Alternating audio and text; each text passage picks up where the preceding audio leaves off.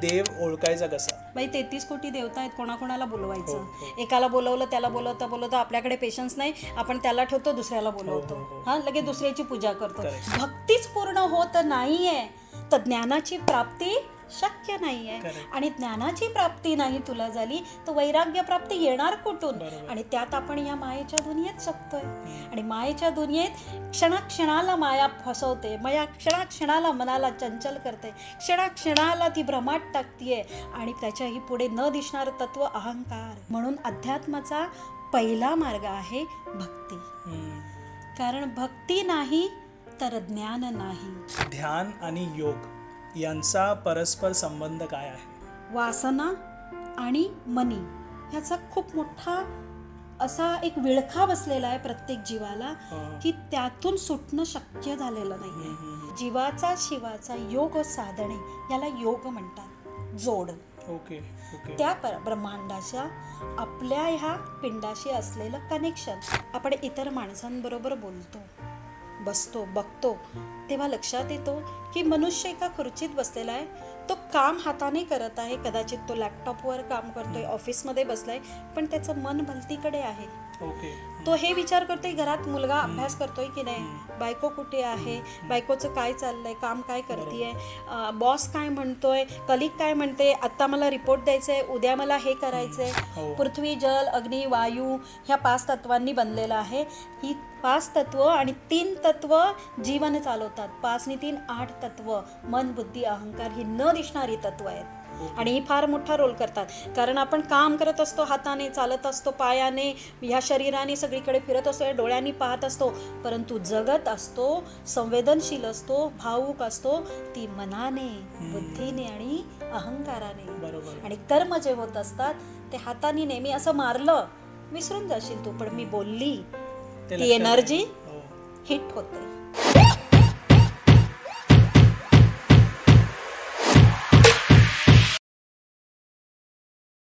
नमस्कार मित्रांनो, स्वागत आहे तुमचं अजून एका नवीन पॉडकास्टमध्ये. तर आजच्या पॉडकास्टमध्ये खूप साऱ्या गोष्टी तुम्हाला स्पिरिच्युअलिटीबद्दल माहिती पडणार आहे. त्यासकट ध्यान ह्या गोष्टीवर आपण डिटेलमध्ये चर्चा करू. ध्यान करताना ज्या प्रॉब्लेम्स येतात त्यासकट ध्यान कसा करायचा, खूप गोष्टी आहेत आजच्या पॉडकास्टमध्ये आपण कव्हर करणार आहोत. आणि आपले जे गेस्ट आहेत स्पिरिच्युअलिटीवरती खूप अभ्यास त्यांनी केला आहे, तर त्या गोष्टी आपण ह्या पॉडकास्टमध्ये कव्हर करू. नमस्कार ताई. नमस्कार. अगोदर आपल्या ऑडियन्सला एक तुमचं शॉर्ट इंट्रोडक्शन द्या आणि त्यानंतर आपण पॉडकास्ट स्टार्ट करू. नमस्कार, मी स्नेहा जाधव, राहणारी ठाण्यामध्ये. आत्तापर्यंत मी ॲज अ प्रोफेशनल बिझनेस करत होती. त्याच्यानंतर काही वर्ष मी फॉरेनला राहिलेली आहे. त्याच्यानंतर तिथे राहत असताना ध्यानधारणा आणि साधना एकांत मिळाल्यामुळे साधलं गेलं माझ्याकडून. आणि ते साधल्या गेल्यानंतर मला असं वाटलं की पुन्हा भारतात जावं मी. आणि मग मी पुन्हा भारतात मुलींना घेऊन आली आणि तेव्हापासून मी आध्यात्मिक जीवन जगत आहे. आणि 2 मुली आहेत. एक मुलगी मोठी सर्जन आहे, दुसरी आत्ता शिकत आहे, युकेला आहे. सो असं आहे. ग्रेट. तर आजचा जो पॉडकास्ट असणार आहे जसं स्पिरिच्युअलिटीवरती आपण खूप डीपली डिस्क्राईब करू स्पिरिच्युअलिटीला. नक्की. तर अध्यात्म म्हणजे नेमकं काय? अध्यात्म म्हणजे काय हे 2 शब्दात तर सांगता येणार नाही. करेक्ट. पण तरीही आपण सांगण्याचा प्रयत्न करू. अध्यात्म हे 2 शब्दांचा एक शब्द आहे, है ना. अध्या म्हणजे अध्ययन आणि आध्यात्मिक आत्मा. अध्ययाने मग कोणत्या तर स्पिरिच्युअल, है ना. स्पिरिच्युअल अध्ययाने आपल्या आत्म्याला उन्नतीकडे नेणं म्हणजे अध्यात्म. आणि आपण ते साधायचं असतं. ते न शिकता येत, ना कुणाकडून मागून घेता येत. तर ते शिकावं, ते बसून आत्मसात करावं लागतं. त्याला म्हणतात अध्यात्म. आणि मग ते करताना वेगवेगळे मार्ग आहेत. नवविधा भक्ती आहे, ध्यान मार्ग आहे, त्यानंतर तंत्र मार्ग आहे, मंत्र मार्ग आहे, अघोरी उपासना आहे, मार्ग अनेक आहे. जसं श्रीविद्याच्या दशमहाविद्या आहेत, है ना. असे वेगवेगळे मार्ग आहेत आध्यात्मिक उन्नतीचे, परंतु त्याचा जो उद्देश आहे तो एकच आहे की भगवंत प्राप्ती. सो अशा प्रकारचं आध्यात्मिक ज्ञान घेऊन आपल्याच आत्म्याला उन्नतीकडे नेणं आणि सोबत आपल्या संपूर्ण जीवनाला, आणि मग शेवटी काय आहे, जीवनमुक्ती आणि शेवटी मोक्षप्राप्ती. हा आध्यात्मिक मार्गाचा सरळ सोपा मार्ग आहे. करेक्ट. यालाच अध्यात्म म्हणतात. तर एका व्यक्तीने ह्याची सुरुवात कशी करायची, त्याच्यामध्ये काही नियम असतात, नाहीतर मग असे काही गोष्टी आहेत ज्या पाळाव्या लागतात? अध्यात्म सुरू करायला ॲक्च्युली तसं पाहिलं तर मी स्पष्ट बोलते, साध्या सोप्या शब्दात, अध्यात्म सुरू करावा लागत नाही. आपण आध्यात्मिकच आहोत. आपला पिंड जो आहे, आपण म्हणतो की नाही, जे दिसे ब्रह्मांडी ते बसे पिंडी, किंवा जे पिंडात आहे ते ब्रह्मांडात आहे. सो आपण आहोतच आध्यात्मिक. पण काय झालंय, आपणच आपल्याला विसरून गेलो आहोत की आपण आहोत काय मुळात. आणि मुळात आपण काय आहोत हे आपल्याला माहीत नसल्यामुळे आपल्याला असं वाटतं की अध्यात्म म्हणजे बाहेरच्या जगात आहे आणि आपल्याला काहीतरी त्याची सुरुवात करायची. मग कोणी भक्तीच्या मार्गातून करतोय, पूजा अर्चना, होम, कर्मकांड, कोणी तप जप, है ना, नामावली, या सर्व माध्यमातून, किंवा कोणी अजून काही बऱ्याचशा गोष्टी आहेत अध्यात्मामध्ये. काही गुप्त साधना आहेत, हां, आणि काही रिच्युअल्स आहेत, आपले सणवार आहेत, याच्यामध्ये जसे नवरात्री आहे, बऱ्याच गोष्टी आहेत, त्याच्यामध्ये सुद्धा आध्यात्मिक गोष्टी साधता होतात. पण मुळात मला असं सांगायचं आहे की अध्यात्म हा साधण्याचा किंवा करण्याचा किंवा सुरू करण्याचा विषयच नाही आहे. अध्यात्म हा आपल्या पिंडात आहे, तर तो बाह्य जगात नाही, तर तो अंतरंगात शोधायचा आहे. मग त्याच्यासाठी आपल्याला सध्या कलियुगात आपण आहोत, आणि कलियुगात काय झालंय की आपल्याला प्रत्येक गोष्टीची समोर अशी पुस्ती लागते की हे समोर आहे तरच मी याला मानते, नसेल तर माझा विश्वास नाही. मग प्राचीन काळामध्ये जी मंदिरं होती ना, ती पूजेसाठी नव्हती, अर्चनेसाठी नव्हती, ती होती फक्त ध्यानधारणेसाठी, की ध्यानाच्या माध्यमातून आपण त्या ऊर्जेशी कनेक्ट होऊन आपल्या आतील ऊर्जेला जागृत करावं. ओके. अध्यात्म म्हणजे तेच आहे. अध्यात्म म्हणजे तुमच्या पिंडात जी तुमच्या अंतरंगात आत्मिक बळ आहे, जी आत्मिक ऊर्जा आहे, तिला जागृत करण्यासाठी तुम्ही पूजा अर्चना, विविध प्रकारचे हे जे काही रिच्युअल्स आपण करतो ते सगळे ह्या गोष्टीसाठी आहे. मग प्रत्येकाला एकच मार्ग नाही आहे. कोणी पूजापाठमध्ये करू शकतो, कोणी देवावर प्रेम करून भक्ती मार्गाने करू शकतो, है ना. जसं मीरा जोगन बनली, राधा पूजा प्रेमी बनली, पण दोघींचं मत एक, उद्देश एकच होता, श्रीकृष्ण प्राप्ती. बरोबर आहे ना. सो असं आहे की कलियुगात सुद्धा नामस्मरणाला पण आपण फार मोठं मानलेलं आहे की नामस्मरणाने पण तुम्ही अध्यात्माची सुरुवात करू शकता. परंतु एक आहे की अध्यात्म सुरुवात करण्यापेक्षा नामस्मरणामध्ये तो जागृत झाला पाहिजे. असं नामस्मरण माझ्या श्वासप्रश्वासाबरोबर मला करता येतंय का, हे पाहणं माझं काम आहे. सुरुवात करण्यापेक्षा मी जे करते ते माझ्या अंतरंगात कनेक्ट होतंय का, जो आतमध्ये माऊली बसली आहे तिच्याशी कनेक्ट होतंय का. नाही तर आता उद्या आषाढी एकादशी आहे, बरोबर आहे, वारीला हजारो लोक जातात. मी पण पायी वारी केलेली आहे, पण मी प्रत्यक्ष पाहिलंय की हजारो 10, 20, 25, 50 आयुष्यभर वारी करतात, पण पांडुरंग सापडलेलाच नाही आहे. मग त्याचा उपयोग आहे. मग यांना काय म्हणावं की लहानपणापासून वारी करतोय, वयाची 80 आली, मी वारी करतोय, परंतु मला पांडुरंग सापडला नाही. मग अध्यात्माची सुरुवात झाली म्हणायची की नाही म्हणायची. करताना तर दिसतंय, करताना तर 80 वर्षाचे दिसतात वयोवृद्ध, परंतु पांडुरंग जर सापडला नाही तर मग अध्यात्माची सुरुवात झालीच नाही आहे ना. असं आहे.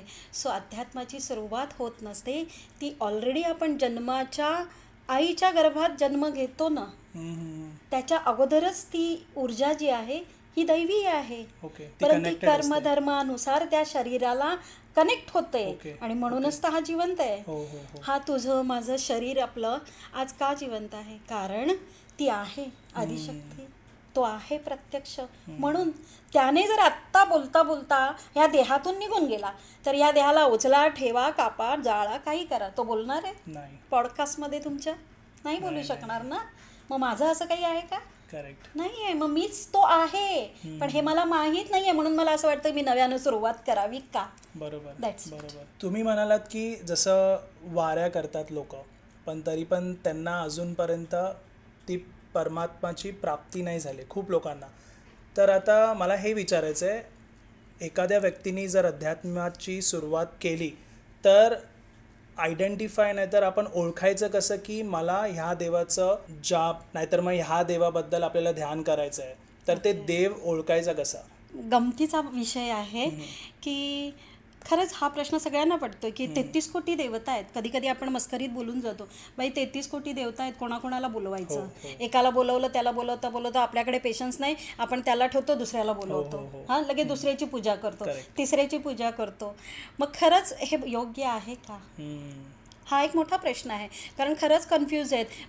शुक्रवार असला की लक्ष्मीची पूजा करा, शनिवार असला की मारुतीची पूजा करा, सोमवार असला की शिवाची पूजा करा, गणपतीची पूजा करा. सो मग नक्की माझ्यासाठी देवता कोणती? बरोबर. हा प्रश्न प्रत्येकाच्या मनात येतो. कधी कधी काय होतं की लहानपणापासूनच आपलं एखाद्या संतावर श्रद्धा बसून जाते, एखाद्या मूर्तीवर, मग ती शंकराची असू दे, गणपतीची असू दे, कुणाची श्रद्धा बनून जाते. तर जेव्हा लहानपणापासून आपली एखाद्या भगवंतावर, एखाद्या मूर्तीवर प्रीत जडली, भक्ती जमली, तर समजायचं की मागील जन्मी आपण ह्या देवताची पूजा, श्रद्धा, अर्चना केलेली आहे. ते बीज पडलेलं आहे आणि म्हणून ह्या जन्मात ती जन्मतः उभारून आली. जशी मी लहानपणापासून कृष्ण भक्त आहे, सो मला लहानपणापासून इतर ओम नमः शिवाय म्हणायचं ना, नाही मी नाही म्हणणार. इतकं म्हणजे हे होतं माझं. अध्यात्मात पडल्यानंतर मग शिव काय हे कळाल्यानंतर मग 33 कोटी देवता म्हणजे तो एकच आहे हे कळायला लागलं. पण ते कळण्यासाठी बऱ्याच गोष्टी कराव्या लागल्या. जप, साधना, यम, नियम सगळ्या गोष्टीतून जावं लागलं. पण ज्या स्टेजमधून मी गेली आहे ते कदाचित आपल्या ऑडियन्सपैकी पण सगळेच जण ह्या स्टेजमधून जातात की नक्की माझ्यासाठी कोणती. तर जसं म्हटलं की लहानपणी जर आपल्याला अशी एखादी ऊर्जेशी आपण कनेक्ट झालो, कारण ही एक ऊर्जा आहे देवता है ना, त्याची शक्ती एक ऊर्जा आहे, त्या शक्तीशी कनेक्ट झालो म्हणजे ती शक्ती आपल्याला मिळते. तर तसं लहानपणापासून केलं तर समजावं की ती मागील जन्माची. आणि त्याच्यानंतर पुढे झालो आणि आपण नाही कनेक्ट होऊ शकलो सपोज, तर काही करू नका.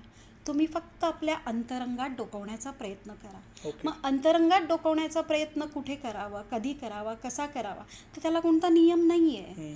जेव्हा तुला असं वाटतं की माझं मन विचलित आहे, मन अशांत आहे, मला स्वतःमध्ये बसायचं आहे शांतपणे, तर एका ठिकाणी बसा आणि आपल्या अंतरंगात डोकवण्याचा प्रयत्न करा.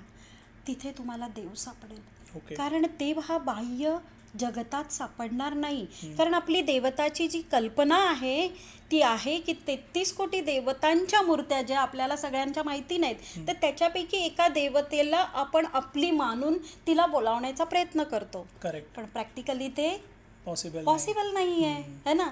पण वेडं गबाळं मन मानत नाही है ना. लोक म्हणतात ना की अध्यात्म हे येऱ्या गबाळ्याचं काम नाही आहे. खरं आहे, अध्यात्म हे येड्या गबाळ्याचं काम नाही. साधू ढोंगी ज्यांना पैसा कमवायचा आहे ना, त्यांना मूर्त्यांची गरज पडते, त्यांना देवतांच्या वेगवेगळ्या रूपांची गरज पडते. पण भक्तीमध्ये, प्रेमामध्ये परमेश्वराच्या कुठल्याही मूर्तीची गरज पडत नाही. कारण मुळात सगळ्यांनी काय सांगितलंय, भगवंत हा निराकार निर्गुण आहे. मग त्याला प्रतिमेत का, रूपात का, रंगात का बांधायचं? बरोबर. कारण तो जेव्हा पृथ्वीवर आला तेव्हा साधारण मनुष्य म्हणून आला. त्याचं कार्य जेव्हा असाधारण झालं तेव्हा त्याला भगवंत म्हणून आपण मानलं. पण जेव्हा तो मनुष्य रूपात होता तेव्हा त्याला मनुष्य समजूनच त्याच्याबरोबर खेळ खेळला गेला. ही त्याचीच लीला आहे. मग ते कृष्ण असू दे की ते श्रीराम असू दे, ते हनुमंतराया असू दे की ते महादेव असू दे, हां संसार आणि संसाराशी संबंधित जे काही आपली समाज आणि सामाजिक व्यथा ह्या त्यांनाही नाही चुकल्या, आपल्यालाही नाही चुकणार आहेत. बरोबर आहे ना. मग ह्या समाजात, ह्या संसारात, ह्या लोकांच्यात देव जर शोधायचा असेल तर तुम्ही ज्या 33 कोटी देवतांची पूजा करतात त्याच्यापैकी जर कोणी एक तुम्हाला वाटत असेल की मी त्याची अर्चना करेल, पूजा करेल आणि तो कधीतरी येऊन माझ्या सामने उभा राहील, तर तो तुम्ही तसा येणार नाही आहे. मग त्याला जेव्हा तुम्ही भक्ती मार्गात प्रसन्न करून घ्याल आणि ध्यान मार्गाने पुढे जाल तर तुम्ही त्याला निराकार रूपात साधू शकता. Okay okay. म्हणून अध्यात्माचा पहिला मार्ग आहे भक्ती. कारण भक्ती नाही तर ज्ञान नाही. भक्तीची एक छोटीशी कथा आहे सांगते. भक्ती देवी होती आणि ती रस्त्याने चालली होती आणि तिच्याबरोबर एक पुत्र होता. 2 पुत्र होते तिचे आणि त्यांना घेऊन चालली होते. परंतु ते पुत्र अतिशय म्हातारे. ओके. आणि तिला कळत नव्हतं की मी यांना ओढून ताडून किती नेऊ. तेवढ्यात नारद मुनी तिकडून आले. म्हणाले, हे कोण आहेत देवी तुझ्याबरोबर? तर ती म्हणाली की हे माझे पुत्र आहेत. मग म्हणाले, ह्याची अवस्था अशी का झालेली आहे बरं? तर यांची नावं काय? तर हे म्हणाली की याचं नाव आहे ज्ञान आणि ह्याचं नाव आहे वैराग्य. Okay okay. आता हे जे ज्ञान आणि वैराग्य आहे हे दोघेही कलियुगात काय झालेले आहेत? पूर्णपणे संपुष्टात आलेले आहेत. कारण भक्तीमध्ये काय आलेलं आहे? स्वार्थ आलेला आहे. बरोबर. आलं लक्षात? आणि मग स्वार्थ आल्यामुळे भक्तीच पूर्ण होत नाहीये तर ज्ञानाची प्राप्ती शक्य नाही आहे. आणि ज्ञानाची प्राप्ती नाही तुला झाली तर वैराग्य प्राप्ती येणार कुठून? आणि त्यात आपण या मायेच्या दुनियेत जगतोय. आणि मायेच्या दुनियेत क्षणाक्षणाला माया फसवते. माया क्षणाक्षणाला मनाला चंचल करते. क्षणाक्षणाला ती भ्रमात टाकतीये. आणि त्याच्याही पुढे न दिसणारं तत्व अहंकार. अहंकार माणसाला कधीच खाली येऊ देत नाही आहे. मग मन, बुद्धी आणि अहंकारात ही जी अशी फिरलेली आहे माया की तुम्हाला पूर्ण म्हातारं होईपर्यंत सोडत नाही जोवर तुम्ही तिला सोडण्याचा प्रयत्न आध्यात्मिक मार्गाने करत नाही. आणि त्यासाठी तुम्हाला देवता म्हणजे काय आहे हे समजून घेतलं पाहिजे. तिच्याशी कनेक्ट होण्यासाठी फक्त सध्या तुम्हाला जी आवडते प्रतिमा, जी पाहिल्यावर मनाला शांती वाटते, जी मूर्ती पाहिल्यावर तिच्यासमोर बसू वाटतं, ज्या मूर्तीच्या समोर गेल्यावर डोळ्यातून सहज अश्रू निघतात, समजून जावं की माझं हिच्याशी कनेक्शन आहे. हो करेक्ट. मग तिला तिला माध्यम बनवून तुम्ही तुमची आध्यात्मिक यात्रा सुरू करू शकता. Okay okay. आलं लक्षात? आणि मग ते देवता तुमच्यासाठी योग्य आहे समजून चला, तुमच्या आजच्या पिंडासाठी. म्हणजे ती कनेक्ट झालात की तुम्ही गुणांपासून निर्गुणांपर्यंत पोचू शकाल. ओके. मग ती देवता तुमच्यासाठी पूजनासाठी, तुमच्या ध्यानासाठी, तुमच्या सगळ्या गोष्टींसाठी उपयोगी पडेल. बरोबर. त्यासाठी तुम्ही त्याचा उपयोग करू शकता. ध्यान आणि योग यांचा परस्पर संबंध काय आहे? ओके, छान प्रश्न आहे. जीवा आणि शिवाचा काय संबंध आहे? तोच ध्यान आणि योगाचा संबंध आहे, है ना? जीव आहे म्हणजे आपला हा देह, ही प्रकृती जी धडधड करते, धडकते, तो प्राण ऊर्जा. आणि त्याच्यात सामावणारा तो शिव, हा जो एक जोड आहे. आणि त्याचा सेतू कोण आहे? तर मन, बुद्धी आणि अहंकार. ओके. जीव आणि शिव, उत्तर ध्रुव आणि पश्चिम ध्रुव. आणि हा सेतू आहे मन, बुद्धी, अहंकार. मनुष्यापासून परमात्मा होण्याची ही यात्रा आहे. Okay okay. लक्षात येतं? प्रत्येकासाठी आहे. जलचर, भूचर ह्यांना मनबुद्धी नाही, प्राणी यांना मनबुद्धी नाही. परंतु हाडामासाच्या देहात आलेल्या प्रत्येक जीवाला शिवाशी योग साधायचा आहे आणि मनुष्य आत्म्यापासून, जीवापासून शिव परमात्म्यामध्ये लीन व्हायचं आहे. ही यात्रा मनुष्याची आहे. परंतु आपण कुठेतरी ही विसरून गेलेलो आहोत. बरोबर. बिकॉज ऑफ माया. कारण आत्ताचं जग 2 गोष्टींच्या अवतीभोवती फिरतंय. एक म्हणजे पैसा आणि एक म्हणजे फिजिकल इंटिमेसी, सेक्च्युअल रिलेशन्स, है ना? सेक्स आणि तुमची ती सेक्च्युअल एनर्जी आणि तुमचा त्यासाठी लागणारा पैसा, वासना आणि मनी ह्याचा खूप मोठा असा एक विळखा बसलेला आहे प्रत्येक जीवाला की त्यातून सुटणं शक्य झालेलं नाही आहे. आतमध्ये गुदमरतोय माणूस तरीसुद्धा ह्या 2 गोष्टींच्या आहारी गेलेला आहे. आणि याची सुटका फक्त एकदाच होऊ शकते. ती जीवनमुक्ती म्हणतात त्याला. आणि ती म्हणजे तुमच्या आतल्या जीवाला त्याच्या अंतरंगात असलेल्या शिवाशी जोपर्यंत कनेक्शन करता येत नाही. तर जीवाचा शिवाचा योग साधणे याला योग म्हणतात, जोड. Okay okay. त्या ब्रह्मांडाच्या आपल्या ह्या पिंडाशी असलेलं कनेक्शन याला योग म्हणतात, है ना. आणि मग तो ध्यानाच्या माध्यमाने साधायचा असतो. मग आता ध्यान म्हणजे काय? ध्यानाच्या अनेक प्रकार आहेत. बरं, ध्यान म्हणजे नक्की काय आहे? ध्यान म्हणजे सुरुवातीला मी असं म्हणेल, प्रत्येक साधकाला ध्यानाची शेवटची स्टेज नाही गाठता येणार आहे. पहिल्यांदा बेस, है ना. मंदिर उभारायचंय, घर उभारायचं, फाउंडेशन आपलं काय म्हणतो त्याला आपण, बेस जो असतो तो उभारावा लागतो ना. ते पाया मजबूत करावा लागतो. पायाच नाही झाला तर कळस कसा उभा राहील? बिल्डिंग उभी राहू नाही शकणार आहे. तर या जीवाचं, ह्या देहाचं मंदिर आहे. त्यात राहणारी विभूती ही उत्तमोत्तम म्हणजे ज्यानी विश्वरचिती आहे आणि ती या अंतरंगात आहे.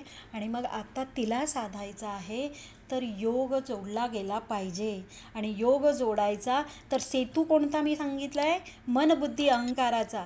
तर मी कोणत्या सेतूवर चालून जाणार आहे? मनरूपी, बुद्धिरूपी आणि अहंकार रूपी. तर ह्या सेतूलाही बारकाईने बघावं लागेल की हा सेतू कशा पद्धतीने काम करत आहे जोडण्याचा. आणि मी ह्या सेतूमध्ये कुठे कुठे अडकली आहे? मनाच्या कोणत्या खेळात, बुद्धीच्या कोणत्या तर्कात आणि अहंकाराच्या कोणत्या रूपात? ह्या सेतूला तुम्ही पूर्णपणे चालताना मोडायचं आहे. त्याच्यानंतर मग तुम्ही ध्यानाला वळणार आहात. मग ध्यान काय करतं? ध्यान तुम्हाला तुम्ही आज काय आहात हे पहिला दाखवण्याचा प्रयत्न करतो. Okay okay. की आत्ता तुझ्या जीवाची कंडिशन काय आहे, आत्मिक बळ तुझं आत्ता काय आहे, हे जोवर आपल्याला कळत नाही, जोवर आपण ध्यानाचा मार्ग अवलंबत नाही. कारण ध्यान काय करतं? सध्याच आपलं धकाधकीचं जीवन आहे. घड्याळाच्या काटाप्रमाणे आपण चालतोय. सकाळी उठतोय केव्हा माहीत नाही आणि रात्री झोपतोय केव्हा माहिती नाही आहे. बरोबर आहे. रात्रीची झोप दिवसा कुठेतरी डुलक्या काढून पूर्ण करतोय. असं सध्याचं आपलं संपूर्ण शेड्यूल आहे प्रत्येकाचं. आणि त्याचं कारण सांगितलं, पैसा आणि बाकी सगळ्या गोष्टी गरजेच्या आहेत. मी त्याच्या विरोधात नाही आहे. पैसा गरजेचा आहे कारण बाह्य जगत हे ड्युॲलिटीवर आहे. आणि ड्युॲलिटी ही ज्या ज्या कारणांवर उभी आहे ती सगळी कारणं आपल्याला हवी आहेत. मटेरियलिस्टिक लाईफ हवं आहे, परंतु त्याची लिमिट, मर्यादा ही कळणं गरजेची असते. आणि ती मनबुद्धी अहंकाराद्वारा कळते. आणि तो सेतू आहे आपला. मग ध्यानाला जेव्हा तुम्ही बसता तेव्हा सर्वात प्रथम ध्यान काय करतं? आज मी इथे बसली आहे, मी तुझ्याशी बोलती आहे. सो माझं पूर्ण प्रकृती, मन, बुद्धी, चेतना, ऊर्जा, संपूर्ण आभा तुझ्याशी कनेक्टेड आहे. बरोबर. लक्षात येतं? परंतु जेव्हा आपण इतर माणसांबरोबर बोलतो, बसतो, बघतो, तेव्हा लक्षात येतो की मनुष्य एका खुर्चीत बसलेला आहे. तो काम हाताने करत आहे. कदाचित तो लॅपटॉपवर काम करतोय, ऑफिसमध्ये बसलाय, पण त्याचं मन भलतीकडे आहे. तो हे विचार करतोय घरात मुलगा अभ्यास करतोय की नाही, बायको कुठे आहे, बायकोचं काय चाललंय, काम काय करतेय, बॉस काय म्हणतोय, कलिग काय म्हणते, आत्ता मला रिपोर्ट द्यायचंय, उद्या मला हे करायचंय. बरोबर. ते विचार चालू सतत. याचा अर्थ काय? I am a energy. मी एक एनर्जी आहे, मी एक विद्युत लहरी आहे. पण मी हे विसरून गेलोय. पण काम मात्र विद्युत लहरी करतायत. मन काय आहे? विद्युत लहरी आहे, एनर्जी आहे ती. बुद्धी काय आहे? विद्युत एनर्जी आहे, है ना. अनालायसिस करतोय पण ती दिसतीये का? नाही. अहंकार काय? दिसत नाही आहे पण केवढा मोठा आहे. इतका मोठा आहे की कुठे नेऊन टाकतो माणसाला, है ना. पण फार मोठा एलिमेंट आहे. कधीतरी त्याच्यावर बोलू आपण. तो एक टॉपिक कव्हर करू. Yes yes. अहंकार जर नसेल तर तो माणूस जगूच शकत नाही. कारण अहंकार फार मोठा रोल करतो. म्हणजे आपण बोलतो अहंकार नसला पाहिजे, पण तो नसला तरी माणूस जगू नाही शकत. म्हणजे हे बॅलन्स पाहिजे. म्हणजे ही 5 भूत, पंचमहाभूतांचं हे शरीर आहे आपण म्हणतो. पृथ्वी, जल, अग्नी, वायू ह्या 5 तत्वांनी बनलेलं आहे. ही 5 तत्व आणि 3 तत्व जीवन चालवतात. 5 आणि 3 8 तत्व, मन, बुद्धी, अहंकार ही न दिसणारी तत्व आहेत. आणि ही फार मोठा रोल करतात. कारण आपण काम करत असतो हाताने, चालत असतो पायाने, ह्या शरीराने सगळीकडे फिरत असतो, डोळ्यांनी पाहत असतो, परंतु जगत असतो, संवेदनशील असतो, भावूक असतो ती मनाने, बुद्धीने आणि अहंकाराने. बरोबर. आणि कर्म जे होत असतात ते हाताने नेहमी असं मारलं विसरून जाशील तू, पण मी बोलली ते ती लक्षात एनर्जी राहील. हो. हिट होते ना. का? कारण ती एनर्जी आहे. मारलेला फटका आहे, उडून जातो. हो. पण बोललेले शब्द साऊंड आहे, ध्वनी आहे, आणि ध्वनी एनर्जी आहे, आणि ती लागून जाते कुठल्या आतल्या अंतरंगातील एनर्जीला, आणि म्हणून ती मेमरी बनते. ओके. कारण आपली मेमरी आहे ना, आपण 7 मेमरीज आहेत आपल्या शरीरांवर, अलग अलग प्रकारच्या, वेगवेगळ्या प्रकारच्या. सो माणूस संपूर्ण जगामध्ये फिरत असतो, पण जगत मात्र असतो मनबुद्धी अहंकाराने. आणि मग एवढ्या ठिकाणी आपली ही जी बुद्धी, मन, आपण स्वतः भटकत असतो, ही चॅनलाइज झालेली सगळी बुद्धी जेव्हा ध्यानाला बसतो तेव्हा इकडून तिकडून सगळी एकवटून ती आपल्या आतमध्ये समावून जातात, आणि तेव्हा तुम्ही फोकस होऊ शकता. आयदर तुम्ही फोकस होऊच शकत नाही. ओके. मुलाला सांगा, मुलाला फक्त अभ्यास करायचा असतो, ना स्वयंपाक करायचा असतो, ना कामाला जायचं असतं, ना पैशाचं असतं प्रॉब्लेम, ना काय, पण फक्त अभ्यास करायचा आहे, तरी त्याची एनर्जी फोकस होते का? नाही होते.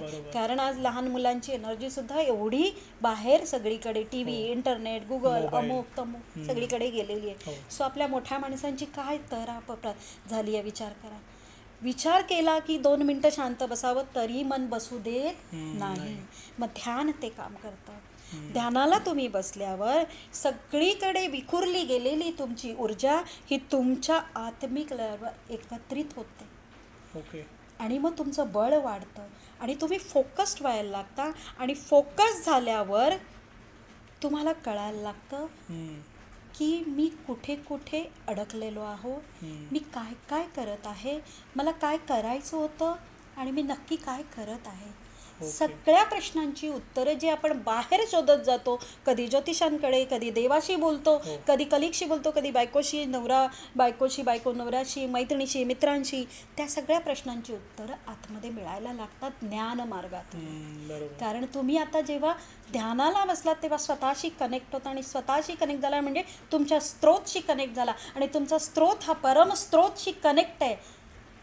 मग अंतरंगातील तुमचा स्त्रोत चालू झाल्यावर एक एक विद्युत लहरी आपोआप त्या यायला सुरुवात होतात, आणि मग मार्ग मिळायला सुरुवात होते. हा ध्यानाचा चमत्कार आहे. खूप छान. ताई, तुम्ही म्हणत होता की ध्यानाला बसल्यावरती तुम्हाला समजेल की तुम्हाला कोणत्या देवाची पूजा करायची, म्हणजे आपला मनच हे ओळखू शकतो. तर ज्यावेळी मी ध्यानाला बसतो, खूप साऱ्या गोष्टी मध्ये येतात, जसं डिस्ट्रॅक्शन होतं. मी ध्यानाला बसल्यावरती आज काय करायचं आहे, मला ध्यानानंतर मला कुठे जायचं आहे, कोणती कामं अडकले, म्हणजे त्याच वेळी ह्या सगळ्या गोष्टी ना लक्षात येतात. आता मी एखादं कोणतं काम करतोय, जसं फॉर एक्झाम्पल मी TV बघतोय, त्यावेळी ह्या सर्व गोष्टी माझ्या मनात नाही येणार, पण ध्यानाला बसल्यावरती 1000 गोष्टी लक्षात येतात. मग ह्यातून कसं आपल्याला ध्यानावरती फोकस राहायचंय? ओके.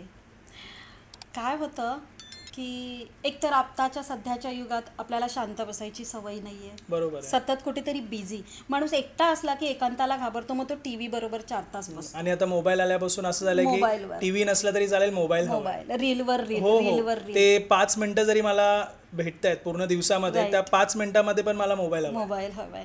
सो इतकी प्रचंड ऊर्जा आपण त्याच्यामध्ये टाकतो, खिळवून जातो.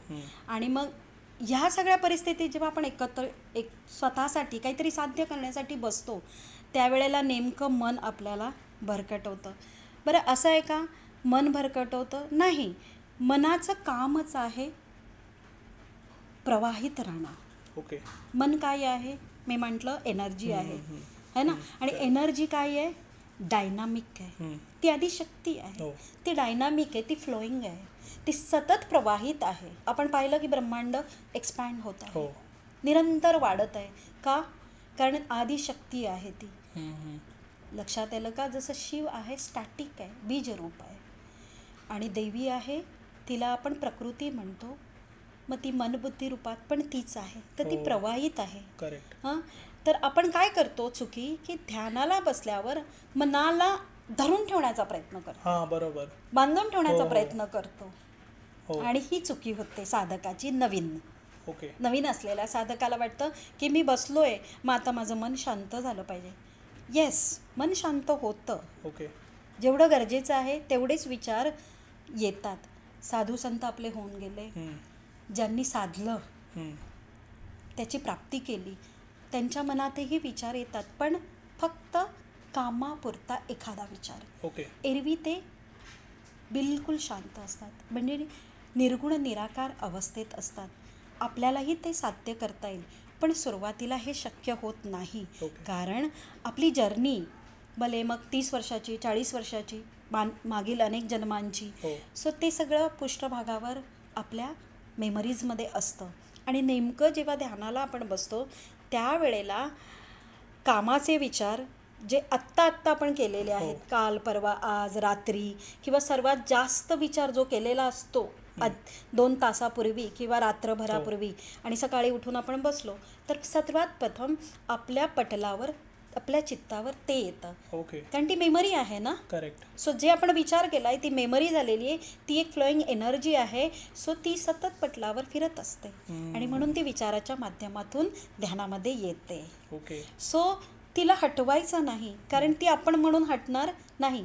सो अध्यात्मामध्ये एक म्हटलेलं आहे की द्रष्टा व्हायचं, साक्षी भावाने बघायचं. साक्षी भावाची एक स्थिती असते. म्हणजे काय की जेव्हा आपल्या मनात असे काही विचार येतात, हेच नाही, कधी कधी कामाचे येतात, तर कधी कधी माणसाच्या मनात नको ते विचित्र विचार येतात. करेक्ट.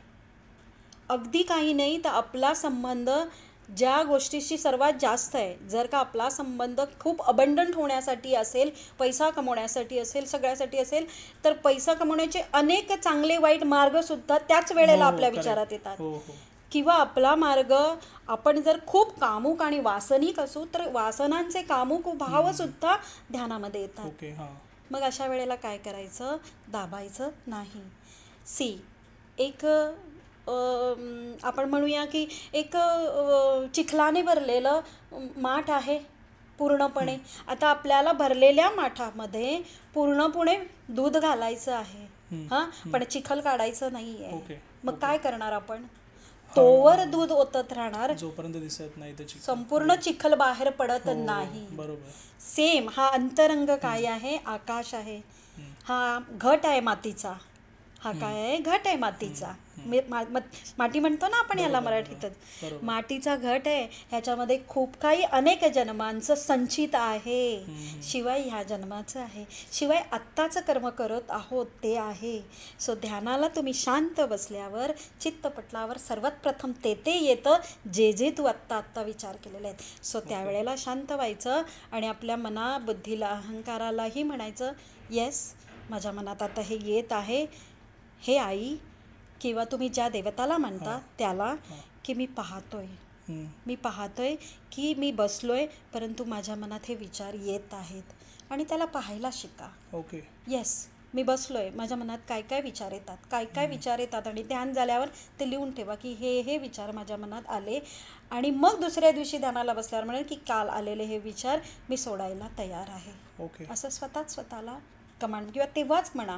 आणि नाही म्हटलं तर फक्त साक्षी भावाने बघा की माझ्या मनात हे विचार येतात, कामुक येतात, वासनिक येतात, पैशाचे येत आहेत, कुणाचे घृणाचे येतात, द्वेष येत आहे, जलन येत आहे, चांगले येतात, वाईट येतात, कसेही द्रष्टा होऊन स्वतःचं साक्षी व्हायचं. की बघ माझ्या मनात किती काय साठलेलं आहे चित्तपटलावर. याला चित्रगुप्त म्हणतात. हेच चित्रगुप्त सगळा लेखाजोखा असतो. आणि तो सगळा बाहेर, तो जोपर्यंत आपण ॲक्सेप्ट करत नाही की हे आहे माझ्यात, चांगलं पण आहे, वाईट पण आहे, पण ते माझ्यात आहे, हे जेव्हा आपण ॲक्सेप्ट करायला लागतो, द्रष्टा होतो, त्याचं साक्षी भाव ठेवतो, भाव जागृत करावा लागतो. येस, आहे हे माझ्यात, है ना, की ती एनर्जी तुम्हाला सोडून जायला सुरुवात होते. जोवर डिनायमध्ये आहात, जोवर सप्रेसमध्ये आहात, तिला तुम्ही दाबण्याचा प्रयत्न करता, विचारांना, मनाला, बुद्धीला, अहंकाराला, तोवर ती तुम्हाला जास्त त्रास देते. ती एनर्जी आहे, ती छळते, ती तोपर्यंत सोडून जात नाही. पण जसं ती अल्लादायिनी पण आहे, है ना, ती खूप चंचल पण आहे, ती खूप अशी म्हणजे संवेदनशील पण आहे. जसं तिला म्हणता तुम्ही, yes, I know, I agree with you माई, की ती तुम्हाला सोडून जाते. सिंपल गोष्ट. खूप छान. कारण आतापर्यंत खूप लोक काय करतात, जेव्हा ध्यानाला बसतात, ह्या सर्व गोष्टी जेव्हा त्यांच्या लक्षात येतात, ते ट्राय करतात तिथून दूर जायला, नाहीतर त्या दाबून ठेवायला. हां. पण जसं आता तुम्ही म्हणालात की ते येऊ दे विचार, जितके विचार यायचे ते येऊ दे, स्टार्टिंग असते ही. आणि जसं जसं वेळ होतो ह्या सर्व गोष्टी निघून जातात ऑटोमॅटिकली. पण स्टार्टिंगला जर आपण ह्या सर्व गोष्टी येऊन दिल्या, ज्या पण विचार येतात, तर तेव्हा ते नंतर जाणार. नाहीतर आपण रोज तेच करत राहू की अनेक विचार येत चाललेत, आपण त्यांना दाबायचा प्रयत्न करतोय, त्यांना इग्नोर करायचा प्रयत्न करतोय, आणि हे रोज हे चालूच राहील. हो, चालूच जर आपण त्यांना. नाहीतर मग काय होतं की मनुष्य मग कंटाळतो, जाऊ दे माझं काही ध्यान लागत नाही, आणि मग तो सोडून देतो. हो, कारण आजकाल इंटरनेटवरती वगैरे जेव्हा लोक व्हिडिओ पाहतात, लोक बोलतात की 1 महिन्यामध्ये 2 महिन्यामध्ये तुम्हाला असे चेंजेस येतील, तसे चेंजेस येतील. तर जेव्हा एक व्यक्ती 15-20 दिवस 1 महिना झाला तो ध्यानाला बसला, ह्या सर्व अडचणी त्याला दिसत आहेत, पण त्याला ते रिझल्ट येत नाही, त्याला वाटतं की ही आपल्यासाठी गोष्ट बनली नाही, त्याला असं वाटतं. एक्झॅक्टली नाही. आणि हीच चुकी होते आपली की काय झालंय, आता आपण कोणावर आक्षेप घेऊ शकत नाही, परंतु यूट्यूब किंवा इंटरनेट ह्या सगळ्या माध्यम, सोशल मीडिया खूप चांगलं आहे, पण ते केव्हा चांगलं होईल किंवा साबित होईल सगळ्यांसाठी, त्यावर ट्रुथ समोर येईल, सत्य काय आहे. जर मला सत्य माहीत नाही आणि मी सत्यावर का असत्य बोलायला गेली, तर मी स्वतःसुद्धा असत्यामध्ये जगते आणि इतरांना जगण्यासाठी भाग पडते. तर कुठेतरी मला हे बोलताना विचार करून बोललं पाहिजे. जर मला सत्य माहीत नाही आहे, सत्याचा स्पर्श नाही आहे, तर मी ते बोलण्याचं अधिकारी नाही आहे. लक्षात येतं का? आणि म्हणून मग गुमराह केलं जातं, वाटा वेगळ्या वळणा लागतात. असं 1 दिवसात, 1 तासात, 1 महिन्यात साधणारी ही गोष्ट नाही आहे. त्यासाठी पूर्वपुण्याही लागते खूप. ज्ञानेश्वरांना 14 वर्षात लागलं, पण ते पण केव्हा लागलं, जेव्हा एवढी हेटाळणी झाली समाजाकडून. खूप ज्ञान होतं त्यांना, सगळं झालं, मग ते एकांतात गेले, आणि एकांतात गेल्यावर त्यांनी ते साधलं आणि त्यांनी एनलाइटमेंट प्राप्त झाली. पण एनलाइटमेंट प्राप्त झाल्यावर सुद्धा त्यांनी काय केलं, ज्ञानेश्वरी लिहिली, ती एका ग्रंथात लिपिबद्ध केली आणि समाजाला दिली. ह्या समाजाला सुधारण्यासाठी ते थांबले नाही. पण आज मात्र जो उठतो तो गुरु बनण्याच्या भानगडीत जे असत्य आहे त्याला सत्य दाखवण्याचा प्रयत्न करतो. पण सूर्य आहे, आणि तो तर कोटी सूर्यप्रकाश ऐसी छबी तेरी, त्याला मी शब्दात काय हे करू, माझी काय लायकी, काय आहे आपली व्यथा, कोटी सूर्यप्रकाश. मग ज्ञानेश्वर माऊली नाही करू शकली, ते मी करण्याचा प्रयत्न करावं. मग मला जे आहे, जे ग्लिम्स आहे, जे ज्ञान आहे, जे अनुभव आहे, तेवढाच का नाही सांगावा सत्य. प्रत्येकाने यावं, पण तेवढंच सत्य बोलावं जे तुला माहीत आहे, जे अनुभवलं आहे. मग गुमराह नका करू, है ना. मग काय होतं की हे सगळ्यांसाठी आहे. ध्यान, अध्यात्म, परमेश्वर हेच आपलं आयुष्य आहे, आणि बाकी ही माया फक्त जगण्यापुरता आहे. ह्याचा आस्वाद घेण्यासाठी आपण आलेलो आहोत. पण आपण ह्या आस्वादात इतके डुबलो गेलो की नैराश्य यायला लागलंय हो आता. बरोबर आहे. आणि ह्या नैराश्याला कारण कोण आहे? कुठेतरी आपली मी असं म्हणेल की कुठेतरी ज्यांना कळतं ती लोक नाहीत का, ज्यांना धर्म कळतं, ज्यांना ज्ञान काय आहे कळतं, ज्यांना अनुभव आलेला आहे त्यांना कळतं, त्यांची ही जबाबदारी आहे, नैतिक जबाबदारी. आणि ती पूर्णपणे प्रत्येकाने जर व्यवस्थित पार पडली तर निश्चितच प्रत्येकाला एक सुगम मार्ग मिळेल. तो खरंच येतो. तो जर का पांडुरंग तिथे चंद्रभागेच्या काठी पुंडलिकासाठी येऊन उभा राहिला आहे, तर मी पण चंद्रभागेसाठी उभी राहून जाईल तर येईल का? नाही. पण मी त्याला जर का अंतरंगातून बोलवलं तर मी जिथे बोलवेल तिथे तो उभा राहतो, प्रत्यक्ष राहतो. पण त्याच्यासाठी पुंडलिक होणं गरजेचं आहे ना. ते व्हायला शिका ना. पण ते होता येत नाही. ते का होता येत नाही? कारण वेगवेगळ्या प्रकारचे कमेंट्स, वेगवेगळ्या प्रकारचे मार्ग, आणि त्यामुळे हा प्रॉब्लेम होतो. आलं का लक्षात? सो जे येतं ते सांगा, जे नाही येत बरोबर हरकत नाही. बरोबर आहे ना. कोण आपल्याला फासावर देणार आहे का? नाही ना. खूप छान पद्धतीने तुम्ही एक्सप्लेन केलात. आणि ध्यान आणि मेडिटेशन ह्यामध्ये काय फरक आहे? कारण ध्यान आणि मेडिटेशनला लोक समान मानतात की दोन्ही पण एकच आहे, तर ह्यात काही फरक आहे का? ध्यान आणि मेडिटेशन अगदी बरोबर आहे तुझं म्हणणं की एकच आहे. ध्यान मराठीत आहे, मेडिटेशन इंग्लिश वर्ड आहे, है ना. फोकस म्हणजे ध्यान. मेडिटेशन एक कन्सेप्टमध्ये बसवलेलं आहे. आलं का लक्षात? फोकस आपल्या आतील, इंद्रियातील, ह्या देहातील एनर्जी, आत्मिक बळ, ऊर्जा जी विखुरलेली आहे तिला एकत्रित करण्याचं काम ध्यान करतं. ओके. मग आपण आपल्याच स्त्रोतवर फोकस्ड होणं म्हणजे ध्यान. मेडिटेशन वेगवेगळ्या तंत्राने, मेकॅनिकल त्याचे काही कन्सेप्ट बनवलेले आहेत. करेक्ट. आले का लक्षात? 112 कन्सेप्ट आहेत मेडिटेशनमध्ये. हां, मेडिटेशन. पण सगळ्यांना माहिती नाही आहेत. त्यातल्या काही गोष्टी लोकांनी चोरल्यात. ओके. आणि आपल्या कारण काय आहे, 112 जे आहेत ते प्रत्येक व्यक्तीसाठी आहेत. ओके. प्रत्येक व्यक्तीसाठी आहे. कारण विज्ञान भैरव तंत्र एक प्राचीन ग्रंथ आहे. शिवाने पार्वतीला प्रिय म्हणून हाक मारली, संबोधित केलं. ओके. आणि बसवलं जवळ. आणि मग सांगितलं विज्ञान, भैरव आणि तंत्र. विज्ञान म्हणजे सायन्स. भैरव हा ब्रह्मांडाला उद्देशून म्हटलेला आहे. आणि विज्ञान, भैरव, तंत्र म्हणजे टेक्निक्स. त्याच मेडिटेशनमध्ये वापरल्या जातात वेगवेगळ्या कन्सेप्टद्वारे. त्याला मेडिटेशन्स म्हणतात. आहे एकच दोन्ही भाग.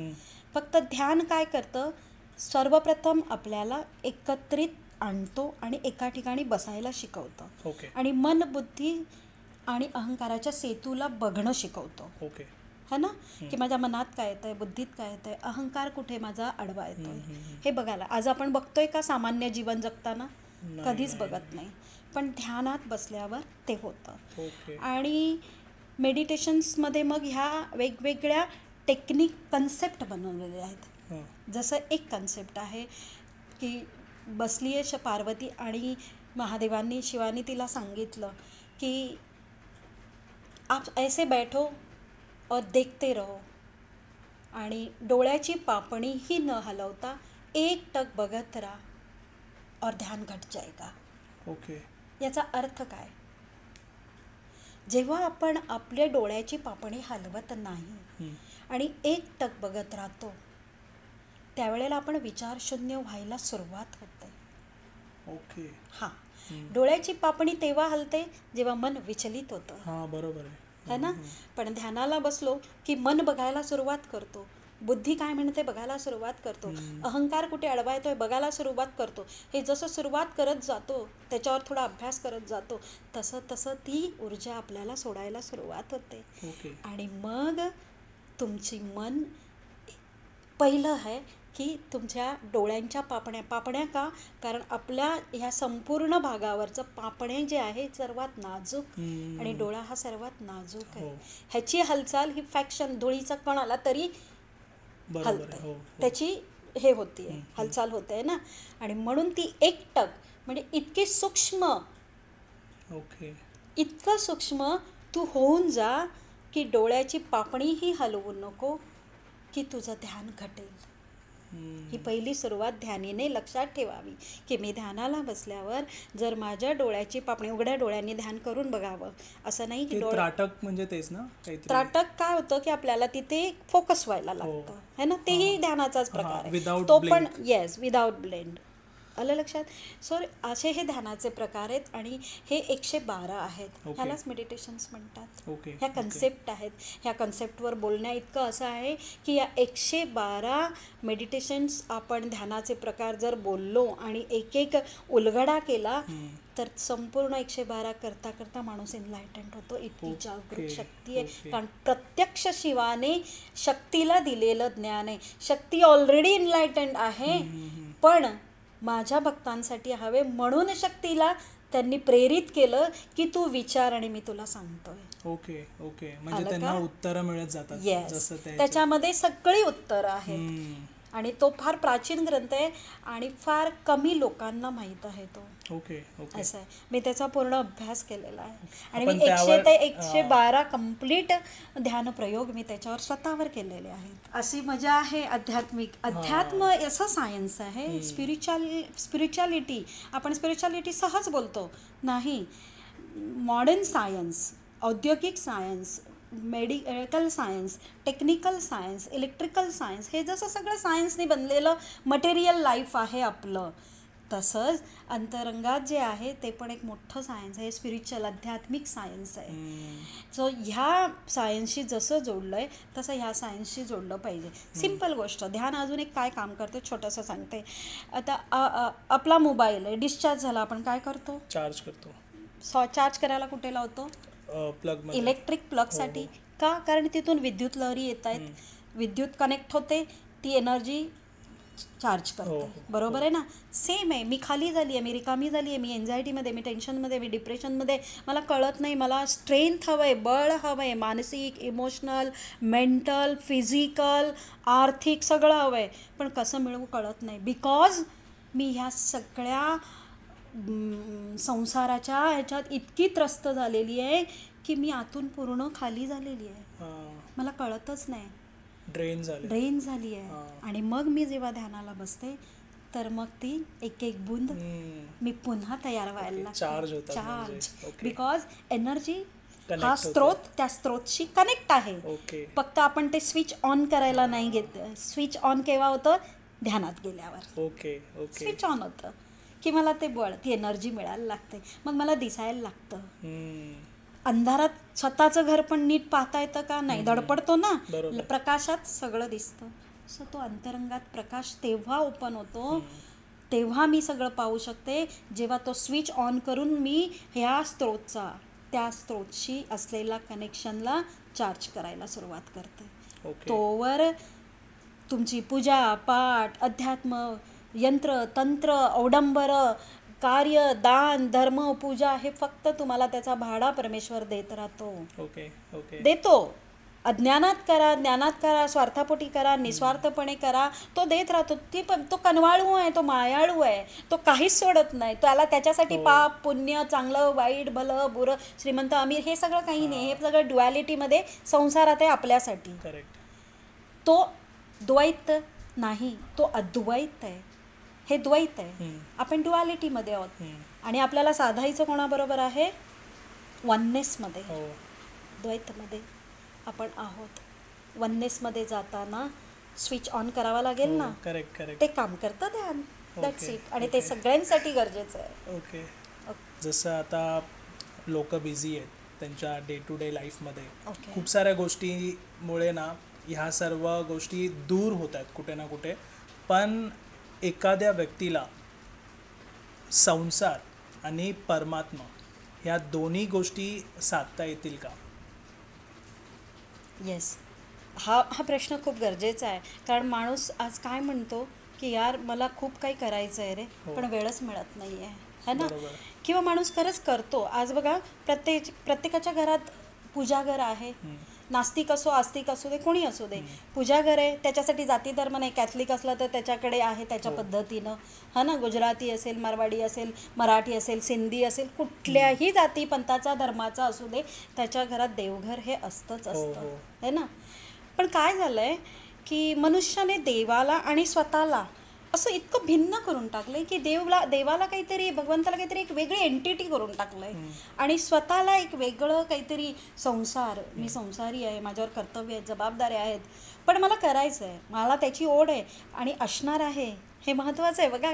कारण कितीही तुम्ही गोलगोल फिरा, त्याची होड आस्तिक असू दे, नास्तिक असू दे, पण त्याला असते. आस्तिक आहे तो अगदी श्रद्धेने, प्रेमाने मान्य करतो. नास्तिक आहे तो मान्य करत नाही, पण आतमध्ये मात्र तो असतो. त्याला कधी ना कधी त्याची प्रचिती येते. पण झालंय काय की श्रद्धा आहे, पूजा आहे, भक्ती आहे, अर्चना आहे, श्लोक आहे, हरिपाठ आहे, प्रत्येकाच्या हिशोबाने प्रत्येकजण करत असतो आपापल्या पद्धतीने, आपापल्या रिच्युअल्सप्रमाणे. पण त्याला आपण काय केलं आहे, जसं घरात टी व्हीला एक जागा आहे, बेडरूममध्ये आपली एक जागा आहे, तसं आपल्या घरामध्ये देवाला पण आपण एक जागा दिलेली आहे, है ना. जसं मुलाला मुलाची बेडरूम दिली आहे, जेवणासाठी डायनिंग टेबल दिलं आहे, बसण्यासाठी लिव्हिंग रूम दिलं आहे. सध्याचं लाईफ आहे आपलं असं.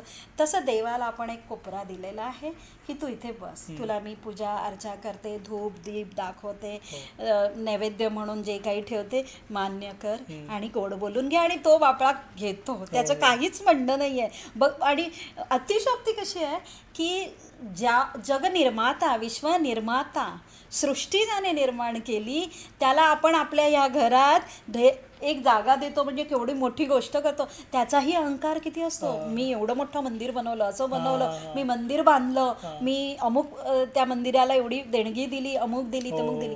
काय असतं की आपण हरवून गेलेलो आहोत. आपण इतकं हरवून गेलेलो आपल्याला कळतच नाही आहोत की आपण आणि तो हा वेगळा नाही आहे. या पिंड आणि ब्रह्मांड जर एक आहे, आपण ऐकतोय, बोलतोय, हे आपल्याला कळतंय, तर मग वळत का नाही आहे की संसाराच्या ह्या रगाड्या, जबाबदारीच्या ह्या सगळ्या ह्याच्यामध्ये आणि आपल्या ॲम्बिशन्स आणि आपल्या competition life, standard life, category life आणि एक वेगळंच रूप प्राप्त झालेलं आहे सध्याच्या जीवनाला. माणसांच्या गरजा संपत नाही आहेत आणि त्या पूर्ण करण्यासाठी पैसा आणि धावपळ संपतच नाही आहे. आणि त्याच्यामुळे तो मी काय हे विसरूनच गेलेला आहे. सो त्यांनी 3 BHK घेतला आहे, विला घेतला आहे, बंगलो घेतला आहे, मंदिरही खूप सुंदर केलेलं आहे, अगदी 5-50 लाख रुपये घालवले आहेत. परंतु एवढं सगळं करूनसुद्धा तो कनेक्ट कुठे आहे, त्या देवतेशी कनेक्ट कुठे आहे. काय होतं, घरातली स्त्री किंवा पुरुष दोघांपैकी एक किंवा दोघं सकाळी लवकर उठतात, पूजा अर्चा भक्ती प्रेम श्रद्धेने करतात. मी असं म्हणत नाही नास्तिक आहेत, सगळेजण करतात, पण ते पण एक नेहमीच्या घरातल्या कामाप्रमाणे काम म्हणून केलं जातं. जसं आज मला सकाळी उठायचं आहे, डबा करायचा आहे, टिफिन बनवायचा आहे, बाहेर जायचं आहे, फाईल घ्यायचं आहे, गाडी घ्यायची आहे, हे अमुक तमुक कामं सगळी. तसं देवपूजा करणं, देवाला नैवेद्य दाखवणं, पूजा अर्चना करणं, आरती करणं, हे पण आपल्या रुटीन लाईफमधलं एक रुटीन होऊन गेलेलं आहे, डेली टास्क. हां, त्याच्याशी कनेक्ट आपण तेवढ्याच वेळापुरता होतो जेवढ्या वेळापुरता आपण त्याच्याजवळ उभे आहोत. त्याच्यानंतर तो दिवसभर आपण त्या देवाळाकडे बघत नाही. संध्याकाळी पुन्हा 7 वाजता दिवे लागणीला फक्त त्याच्यासमोर जातो. असं त्याचं आणि आपलं नातं झालेलं आहे. आणि मग आपण विचार करतो की मी एवढं सगळं करतोय, मग देव कुठे आहे, मला साथ का देत नाही, देव कुठे आहे, माझं ऐकत का नाही, मला जायचं कुठे वेगळं आहे आणि देव माझं बोलणं का ऐकत नाही. मी तर सकाळ संध्याकाळ दिवा लावते, हात जोडते, पूजा करतोय, सगळं करतोय, पण सगळं केल्यानंतर मला जे करायला हवं आहे तेच मी करत नाही. आणि ते म्हणजे की मला त्याला ना नाव घालायचं आहे, ना धू घालायचं आहे, न त्याला नैवेद्य दाखवायचं आहे, न त्याला धूपबत्ती घालायचं आहे, मला फक्त त्याच्याबरोबर कनेक्ट व्हायचं आहे. तो निराकार निर्गुण आहे, त्याच्याशी मला कनेक्ट व्हायचं आहे. त्याच्यासाठी मला वेळ नाही. त्याला रात्री 12 वाजता हाक मारली तरी तो येईल, त्याला सकाळी पहाटे 4ला हाक मारली तरी तो येईल, त्याला दुपारी 2 वाजता हाक मारली तरी तो बांधलेला नाही आहे कोणत्याही वेळात. तो कोणत्याही रंगात रूपात बांधलेला नाही. त्याला मला हनुमंताच्याच मंदिरात गेलो तरच तो मला भेटणार आहे, तो शिवालयात गेलो तरच मला भेटणार आहे, तो शुक्रवार आहे मग आज मी मंदिरात देवीच्या गेली तरच तो मला भेटणार आहे. आपण बांधलेला आहे आपल्या मनबुद्धीने, त्याला आपल्या कन्सेप्टनी बांधलेला आहे, आपल्या व्यवहाराने आपण त्याला बांधून गेलेलं आहे. तो निर्गुण निराकार सगळीकडे आहे, चराचरी आहे. आपण म्हणताना म्हणतो की झाडावरचं वाळलेलं पानही त्याच्या मर्जीने पडत नाहीये, पण संसारात मात्र ही व्याख्या आपण लागू करत नाही, जीवनात मात्र लागू करत नाही की जर वाळलेलं पान पण त्याच्याशिवाय पडत नाही तर माझ्या आयुष्यात येणारं प्रत्येक क्षण प्रत्येक गोष्ट त्याच्याशिवाय कशी बरं होत असेल. मग त्याला न सांगताही जरा कळतंय तर मग त्याला थोडंसं कनेक्ट होऊन बोलून तर बघू ना, बरोबर, त्याच्याशी जरा हितगुज तर करू ना, त्याला जरा मुलगा तर म्हणू, त्याला जरा मित्र तर बनवू, त्याला जरा कंपॅनियन तर मानू ना. आणि कुठेही बस ना, मग त्याच्यासाठी काही नाही आहे. गजानन महाराज उकिरड्यावर बसायचे आणि पडलेलं खायचे, पण अंतरंगात तो होता. तर देह खात होता फक्त देहाच्या कामासाठी, पण अंतरंगात तो होता तर ते कुठे होते, स्वर्ग आणि नर्क काही नव्हतं, तर ते होते डायरेक्ट वैकुंठात. मग वैकुंठ तिथेच आहे जिथं मी आहे. त्या क्षणाला तो तिथं अवतरित, ज्या क्षणी त्याला तुम्ही उभारता, बोलवता, हाक मारता, ये गाई की म्हटलं की येतो, कनवाळू मनवाळू तो असा येतो धावत पळत. तो कुठे नसतो, तो अंतरंगात आहे, तो असा प्रत्यक्ष होतो. ध्यानात गेल्यावर, पूजेत गेल्यावर, भक्तीत गेल्यावर तो तुमच्या देहात अवतरित होतो. त्यालाच तर इनलाइटमेंट म्हणतात. हो, करेक्ट, तेच तर साधायचं करेक्ट. असतं. दुसरं आहे काय सांग ना बाळा मला. मग त्याच्यासाठी कुठे व्रत वैकल्य करण्याची गरज नाही आहे. त्याच्यासाठी कुठली सिंहासनं आरूढ करण्याची गरज नाही आहे. त्याला जागा पण देण्याची गरज नाही. सर्वत्रच तो आहे. त्याची प्रतिमाही नको ठेवू, पण त्याच्याशी कनेक्ट हो निर्गुण रूपात, तर तो लगेच तुझ्याशी कनेक्ट होईल. असा देव आहे, असा त्याच्याशी कनेक्ट हो. पण आपल्याला सवय झाली आहे प्रतिमा पाहिजे तरच आपले. बरं आपण बघा, मला हसू येतं कधी कधी, हसू नये माणसाने, पण आपण मंदिराचं जातो त्याला भेटायला आणि डोळे बंद करतो आणि त्याच्याशी बोलतो. बघायला गेलोय, आता तू प्रियसीला भेटायला गेला आणि प्रियसीची जर तुला तिच्याशी कनेक्ट व्हायचं आहे, तिच्याशी बोलायचं आहे, तिच्याशी हितगुज करायचं आहे, तुझ्या मनातलं प्रेम दाखवायचं आहे, म्हणतं की सर्वात प्रथम प्रेम दिसतं ते डोळ्यांमध्ये. हां, मग पांडुरंगाला भेटायला गेला आणि पांडुरंगाच्या डोळ्यात जर मनमोहक पाहिलं नाही आणि तुझी ऊर्जा जर त्याच्यात नाही गेली तर तू कनेक्ट कशी होशील. बरोबर. आणि आपण तिथे गेल्यावर डोळे बंद करतो. लक्षात येतं का? बरं, मग डोळे बंद करून जर तू अंतरंगात झाकलं तर ठीक आहे, पण तेवढं अंतरंगात ढाकलं तर मनाचे कल्लोळ चालू होतात. मग त्यासाठी साधना करायला हवी आहे, पण साधना करायला वेळ नाही आहे. मग ज्यांना वेळ नाही आहे त्यांनी कुठेही बसा आणि देवाला बोलवा. तो हजर आहे. भगवंत चराचरी आहे. तुम्ही ज्या क्षणी म्हणाल त्या क्षणी तो तुमच्या आतमध्ये जागृत आहे. तो ऐकतोय का नाही ऐकतोय याच्यावर शंका घेऊ नका. तो सगळं ऐकतोय. आज आपण बोलतोय, तो ऐकतोय. असं वाटतंय तू बोलतोय, मी बोलतोय, आपण बोलत नाही. तो बोलवून घेतोय. हे मुख त्याचं आहे. सरस्वती जीवावर नांदती आहे. माझं काही नाही, तुझं काही नाही आहे बाळा. बरोबर. त्याला समजणं गरजेचं आहे. त्याला जर समजलंच नाही तर त्याला कसं पूजणार? त्याला पूजायला काहीच लागत नाही. भक्तीचा वेडा, प्रेमाचा वेडा, त्याला दुसरं काही नाही. तो एक प्रकाशाचा झोत आहे. तो संवेदनशील आहे. तुझ्या आतली संवेदना त्याच्यापर्यंत पोचते. तू जगतो कशाने? प्रत्येक व्यक्ती, आज मी विचारेल प्रत्येक व्यक्तीला की जगतो कशाने? मन काय आहे? संवेदनांचं काय आहे? फ्लो. बुद्धी काय आहे? तर्क वितर्कनांची, संवेदनांची यात्रा. अहंकार काय आहे? दिसत नाही ना. आहे का एखादं अंग अहंकाराचं? नाही आहे. पण ऊर्जारूपी कळोळ आहे, अग्नी आहे तो. त्याचा उपयोग जर सदुपयोग केला तर तो कुठल्या कुठे. माझी मुलगी, छोटी मुलगी आहे, अत्यंत हे आहे, अहंकार पण असा आहे. तिला अहंकाराचा उपयोग कसा करायचा हे शिकवलं आहे मी लहानपणापासून. आमची मुलं हां, हे शिकवलं पाहिजे. पण मला जर देव नाही कळाला, मला जर त्याची काम करण्याची पद्धत, त्याची भेटण्याची पद्धत नाही कळाली तर मग मी मुलांना, समाजाला कसं सांगणार, कसं समजावणार? है ना. मग नाही समजत तर मग निदान ज्या परमेश्वराजवळ तुम्हाला बोलावंसं वाटतं, ज्या देवाला तुम्हाला छान बघावंसं वाटतं, त्याला पाहिल्यावर तुमचं मन प्रफुल्लित होतं, आतमधून अंतरंगातून शहारलं जातं, गुजबंप येतात, समजून जाती माझ्यामध्ये आहे, अवतरित झाली आहे, त्यालाच हे करा. आणि जेव्हा घडायचं, आणि जर घरगुती म्हणाल तर सकाळ संध्याकाळ पूजा करा. जेवढं सकाळी लवकर उठाल, जेवढ्या लवकर, तेवढी तुम्ही उत्तम पूजा साधू शकता. भक्ती मार्ग ही उत्तम आहे कलियुगात. परंतु त्यासाठी लवकर तुम्ही म्हणाल मी 8 वाजता उठेल, 9 वाजता उठेल आणि 10 वाजता पूजा करेल, तर तोपर्यंत संपूर्ण जग उठलेलं असतं. विचारांचा, कल्लोळांचे तरंग सगळीकडे असतात. आणि मग त्यावेळेला ही पूजा होत नाही आहे, फक्त कर्मकांड होतं. पूजा अर्चा का करायची असते घरातल्या देवाऱ्यासमोर उभं राहून? कारण देवाऱ्यात जे आपले इष्टदेव, कुलदेव आपण मांडलेले आहेत त्यांच्या एनर्जीशी कनेक्ट व्हायला. एनर्जीशी कनेक्ट केव्हा व्हाल? ते तुमच्याशी कनेक्ट केव्हा व्हाल? जेव्हा सतत त्यांचं तुमचं जुळेल, तेव्हा त्याच्यामधला तो जिवंतपणा पण तुम्हाला अनुभवला येईल. त्याला जिवंत आपण करू. मग दगडात देव तेव्हा साधता येतो जेव्हा त्या दगडाला पण पाझर तेव्हा फुटतो, जेव्हा माझ्यातली ऊर्जा त्याच्यात जाऊन त्याच्यातली ऊर्जा माझ्यात ट्रान्सफॉर्म होते. ट्रान्सेंड झालो आपण एकमेकाशी की आपोआप तो प्रगट होतो. That's it. हाच देव आहे. दुसरं काय आहे देव? ह्याच देवाला आपल्याला साधायचं असतं. खूप छान पद्धतीने तुम्ही पूर्ण टॉपिक्स कवर केलेत. थँक्यू. आणि मेन म्हणजे आता तर ही सुरुवात होती. खूप साऱ्या गोष्टी होत्या ज्या आपण स्टार्ट नुसतं केल्यात, स्टार्ट केलं अजून आपण त्याच्यामध्ये पण नाही आलो आहे. नाही. शेवट तर खूप दूरची गोष्ट आहे. तर आपण नेक्स्ट व्हिडिओमध्ये ट्राय करूया एक प्रॉपर टॉपिक मेडिटेशनवरती.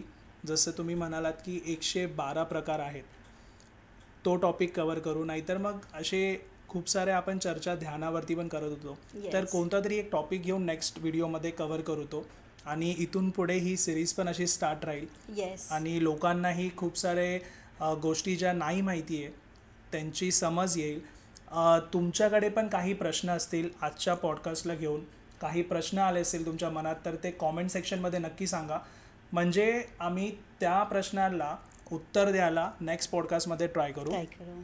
आणि खूप खूप धन्यवाद ताई, तुम्ही आलात, Thank you. तुमचा वेळ काढून. तुम्हाला हा पॉडकास्ट आवडला असेल तर लाईक, शेअर आणि या चॅनलला सबस्क्राईब नक्की करा. तुमच्याकडेही काही स्पिरिच्युअल अनुभव असतील तर मी कॉन्टॅक्ट नंबर डिस्क्रिप्शनमध्ये मेन्शन केला आहे, तिथे तुम्ही मला कॉन्टॅक्ट करू शकता. धन्यवाद.